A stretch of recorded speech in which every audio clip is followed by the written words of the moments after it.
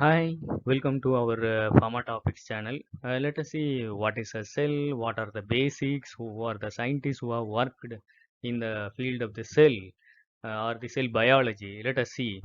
Cell is obtained from a Latin word celli, which means small compartment.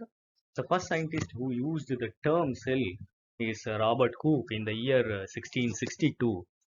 Before him, Aristotle have used the what is a cell or its components, but he did not use the term cell. It is in the year 384 to 322 BC. He told about cell. After that, Robert Hooke used the terminology cell, and then Anton van Leeuwenhoek is the discoverer of microscope. So he visualized the cells. Apart from this, there are many scientists who told about the cells at the starting days. Schleiden, Schwann, or Rudolf Virchow told about the theories of the cells. So let us see the doctrine of principles involved in the cells. So all the organisms are made up of cells. The new cells are produced from the pre-existing cells. Cell is the structural and functional unit of all the living organisms. Cell contains hereditary information that passes to the daughter cells. All the cells have same composition and metabolic activities. The structure and the function of the cell is controlled by the nucleus or the DNA, and sometimes the dead cells also remain functional. That is, tracheids and vessels in the plants and horny cells in the animals. So let us see what is the cell size. The very smaller size is viral cells, which are around zero point 0.1 micrometers. The next is mycoplasma, that is mycoplasma. It is slightly larger than the virus. The next bacterial cells are around approximately 5 micrometers. Our RBCs are larger than the bacterial cells, around 7 to 8 micrometers. The plant cell is slightly larger than the RBCs, that it is approximately 10 to 100 micrometers. The human egg is larger than a plant cell. It is around 10 to 100 micrometers. It is very similar to the plant cell. And the frog egg is slightly larger than that is the human egg. That is around 1 millimeter. And hen's egg, we can see it visually. It is around 65 in size. And the largest cell is the ostrich egg, which is around 150 millimeters. Do you know how many cells are there in us? It is 3.7 into 10 to the power 13 cells. So it is uncountable.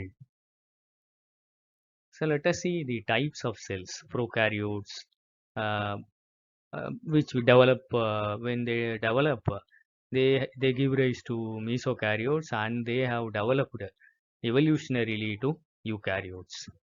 The size of the cells, the very less is prokaryotes, 5 to 10 micrometers is mesokaryotes, and 10 to 100 micrometers is eukaryotes.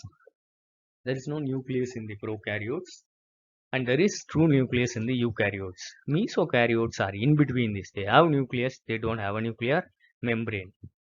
The DNA is circular, and there are no histone proteins in the prokaryotes. Whereas the eukaryotes and the mesokaryotes, they have linear DNA. Histone proteins are present in the eukaryotes, which is absent in the mesokaryotes.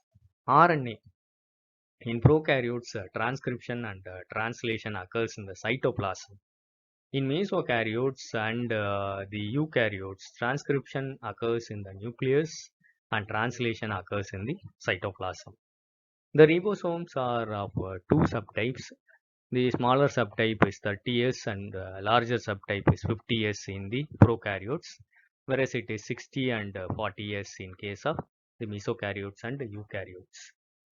The organelles, there are no organelles in the prokaryotes, but they are present in a smaller amount in the mesokaryotes, to a larger extent in the eukaryotes. The cell movements are flagella movements for the prokaryotes, gliding and flagellary movements for the mesokaryotes.